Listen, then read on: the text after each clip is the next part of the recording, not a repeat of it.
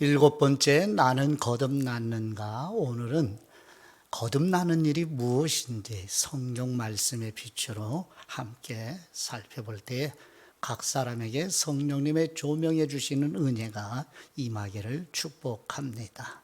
지금까지 6번에 걸쳐서 요한복음 3장의 니고데모와 요한복음 4장의 사마리아 여인과 그리고 예수님과 함께 십자가에 처형된 사형수와 막달라 마리아 그리고 거지 나사로와 지난주에는 예수님의 아우들의 모습에서 거듭남의 열매가 어떻게 나타나는지 조금씩 알아가고 있습니다. 오늘 먼저 하나님의 말씀을 같이 보실까요? 신약성경 378페이지 베드로전서 1장 23절 말씀입니다. 너희가 거듭난 것은 썩어질 씨로 된 것이 아니요 썩지 아니할 씨로 된 것이니 살아있고 항상 있는 하나님의 말씀으로 되었느니라. 아멘. 여기서 거듭난 것은, 그래서 거듭나다고 할 때 여기서 거듭나다고 하는 이 말씀이 바로 다시 태어나다.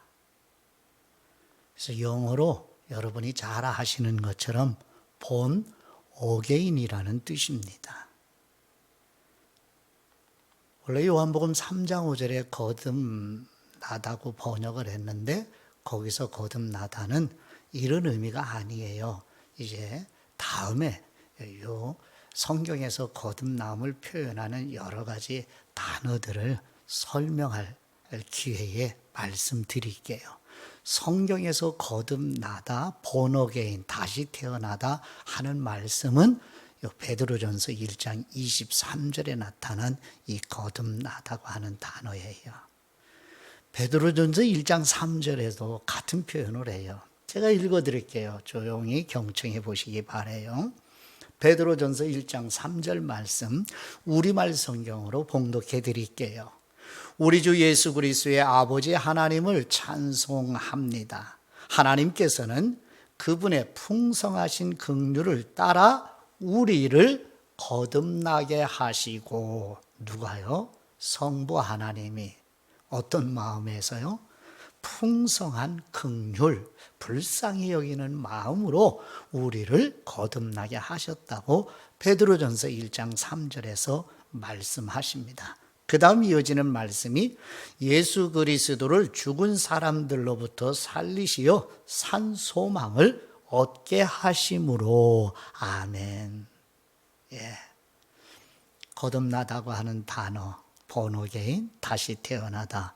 베드로전서 1장 3절에서 말씀하시고 지금 여기 우리가 보고 있는 베드로전서 1장 23절에서 말씀하고 계십니다. 여기서 거듭나다라고 하는 단어에 쓰여진 동사는 부정과거 시제로 수동태입니다. 부정과거 시제라는 뜻은 일회적인 사건이라는 거예요. 인생에서 단 한 번, 이 땅에 살아있는 동안에 한 번, 각 사람에게 한 번씩 반복되는 게 아니라는 뜻이에요. 그리고 태어나는 일은 능동적이지 않습니다. 수동적입니다. 다시 말씀드리면 거듭나는 일은, 다시 태어나는 일, born again 하는 일은 우리가 할 수 없는 일이라는 거예요. 성부 하나님만이 하시는 일이라는 뜻입니다. 이 부분 마음에 간직하고요. 그래서 거듭나는 일이 무엇인가? 먼저 결론적으로 간단하게 한 문장으로 정리를 해드립니다. 여러 가지로 표현할 수 있지만 바로 이런 의미가 내포되어 있어요. 거듭나는 일은 하나님께서 예수 그리스도의 속죄 사역으로 성령님을 통해 우리 영혼에 행하시는 일입니다. 영혼에 행하시는 일입니다. 성부 하나님이 예수 그리스도의 속죄 사역으로 성령님을 통하여서 각 사람의 영혼에 행하시는 일, 이것이 거듭나는 일이라는 뜻이에요. 그래요. 거듭나게 하시는 주체는 성부 하나님이십니다. 근데 반드시 예수 그리스도의 속죄 사역이 먼저 이루어져야 해요. 이게 무슨 의미인지 다음 말씀에서 같이 나누도록 해요. 그래서 하나님께서 예수 그리스도가 속죄 사역을 이루시고 부활하셔서 승천하신 후에 보혜사 성령님을 보내셔서 그리스도의 속죄하신 말씀으로 거듭나게 하신다는 뜻입니다. 그러면 이것을 영혼에 행하시는 일이니까 먼저 각 사람 안에 영혼이 있는가 여부를 같이 말씀의 빛으로 나누죠. 두 번째, 하나님은 인간을 영혼이 있는 존재로 창조하셨습니다. 아멘. 말씀을 보시죠. 야고보서 2장 26절, 지난주 나누었던 바로 예수님의 아우 중에 한 사람 야고보입니다. 야고보서 2장 26절 말씀에 영혼 없는 몸이 죽은 것 같이 행함이 없는 믿음은 죽은 것이니라. 아멘. 성령님의 영감으로 야고보는 영혼이 없는 몸은 죽은 것이다. 다시 말씀드리면 살아있는 모든 사람에게는 영혼이 있다는 뜻이에요. 그래요. 사람은 몸과 혼과 영 혹은 몸과 영혼으로 구성된 존재입니다. 하나님께서 우리 몸에 있는 영혼을 불러 가시면 이게 죽음이에요. 사람의 몸에서 영혼이 분리되는 게 바로 죽음이라는 뜻입니다. 그래서 거듭난 사람의 영혼은 하나님께로 가지만 몸은 흙으로 돌아가는 거예요. 그래서 인간에게 몸보다 더 중요한 게 바로 영혼이라는 의미가 내포되어 있습니다. 거듭나는 일은 하나님이 영혼에 행하시는 일이에요. 그럼 사람에게 영혼이 있는가? 예, 말씀에 영혼이 있다고 말씀하셔요. 모든 사람 안에요. 근데 이 영혼이 어떤 상태에 있는가? 거듭나기 전에는 말씀으로 같이 나누어요. 예. 그 다음 세 번째, 모든 인간은 죄 아래 태어났다는 것부터 먼저 인식을 해야 돼요. 시편 51편 5절 말씀에 다윗을 통하여 성령님이 우리에게 증언하신 말씀입니다. 시편 51편 5절 말씀, 내가 죄악 중에서 출생하였으며 어머니가 죄 중에서 나를 잉태하였나이다. 아멘. 사도 바울이 영감을 받아 이 모든 진리의 말씀을 아주 소상하게 선명하게 우리에게 증언해 준 말씀이 서신서 로마서의 말씀이에요. 아담을 인간의 대표입니다. 아담은 하나님이 그렇게 세우셨어요. 그 다음에 예수 그리스도를 이제 마지막 아담 대표로 또 세우셨어요. 그래서 아담이 마귀의 미혹을 따라 하나님의 명을, 법을, 즉 하나님을 거역했어요. 그래서 아담 안에 태어나는 모든 사람은 죄 아래 태어납니다. 이게 억울한 것이 아니라 장차 예수 그리스도가 하신 일이 우리의 것이 되려면 이것을 인정해야 돼요. 아담도 인류의 대표요, 예수 그리스도도 그리스도에 속한 사람의 대표입니다. 그래서 아담이 한 일이 아담 안에 있는 사람에게 그대로 동일하게 한 것이 되는 거예요. 그러면 예수 그리스도 안에 있는 사람도 예수 그리스도께서 하신 일이 그리스도에 속한 사람이 한 일로 되는 거예요. 이것을 믿음의 선배들이 대표의 원리인 영적인 진리를 우리에게 가르쳐 주는 것입니다. 자, 모든 사람에게 영혼이 있는 존재로 하나님이 창조하셨고요. 근데 모든 인간은 죄 아래서 태어난다는 것도 진리입니다. 이 진리부터 먼저 인정하고 의식을 해야 된다는 말이죠. 근데 죄는 결과가 뭐죠? 그래요. 죄의 싹은 사망입니다. 구약성경 에스겔 18장 4절 말씀에 성령님의 영감으로 에스겔 선지자를 통하여 증언해 주시는 말씀을 보십니다. 에스겔 18장 4절 말씀, 모든 영혼이 다 내게 속한지라 아버지의 영혼이 내게 속함같이 그들의 아들의 영혼도 내게 속하였나니 범죄하는 그 영혼은 죽으리라. 아멘. 여기서 영혼이라고 번역을 했는데 생명이라고 번역해도 괜찮아요. 생명 있는 모든 존재는 다 하나님에게 속한 것이라고 가르쳐주고 있습니다. 영혼이라 해도 되고 생명 있는 존재로 번역을 해도 괜찮아요. 죄 아래 있는 사람은 죽음입니다. 죄는 죽음을 요구해요. 이게 하나님이 정해진 법이에요. 그래서 죽음을 세 가지로 나누어 설명을 드리면, 첫 번째는 죽음은 하나님과 분리되는 것이 죽음이에요. 이것을 영적인 죽음 혹은 영혼이 죽어 있는 상태를 표현합니다.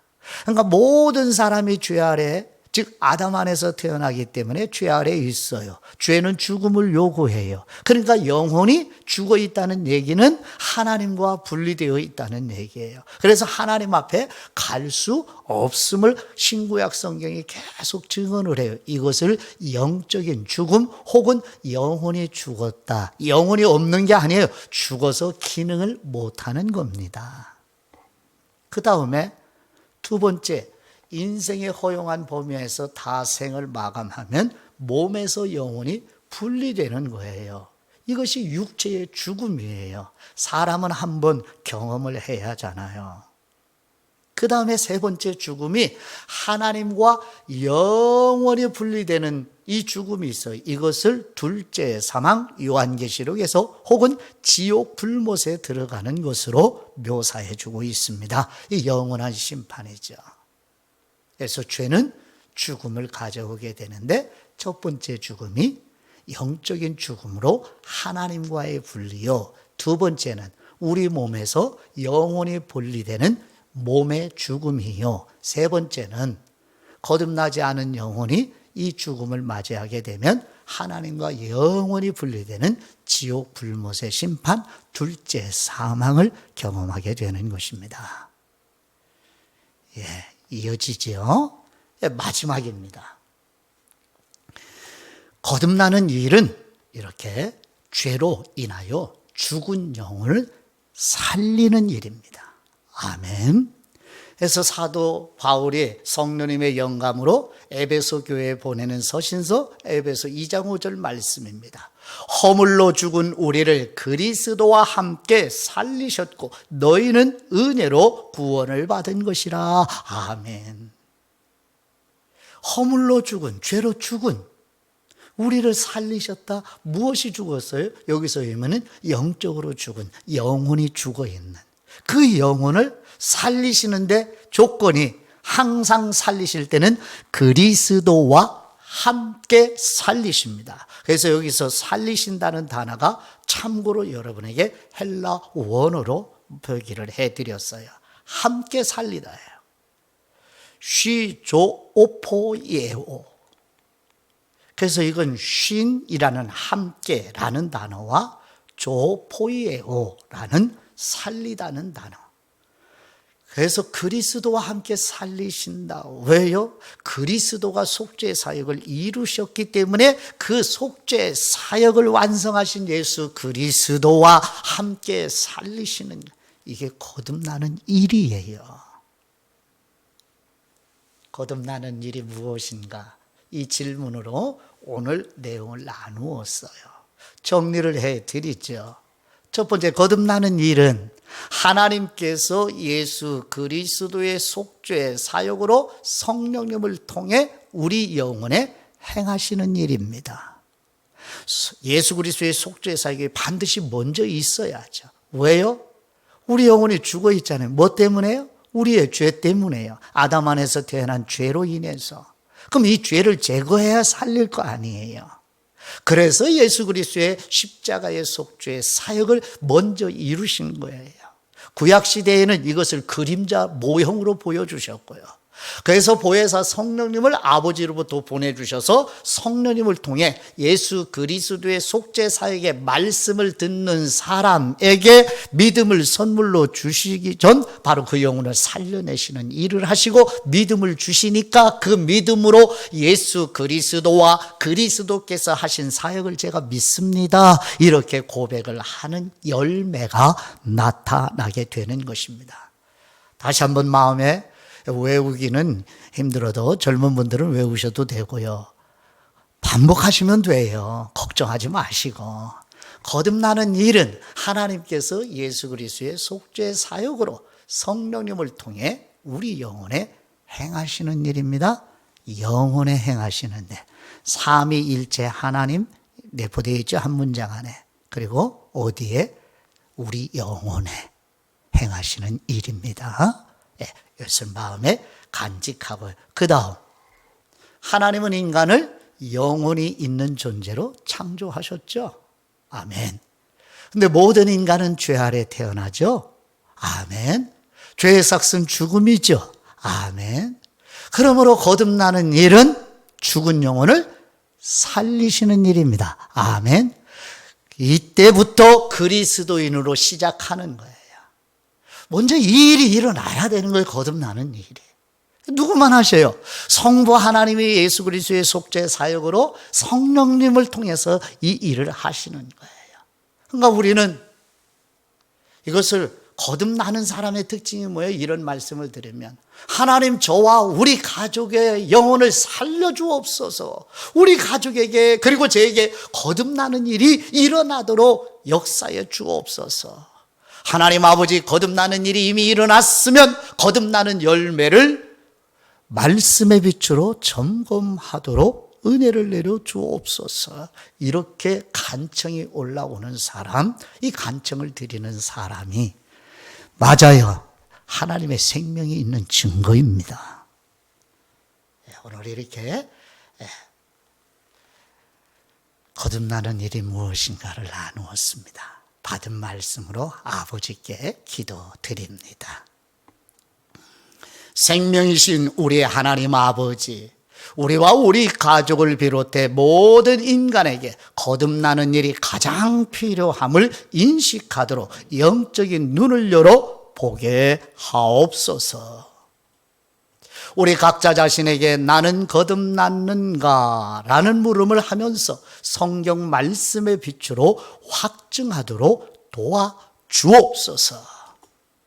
아버지로부터 보혜사 성령님을 보내주신 우리 주 예수 그리스도의 이름으로 기도드립니다. 아멘.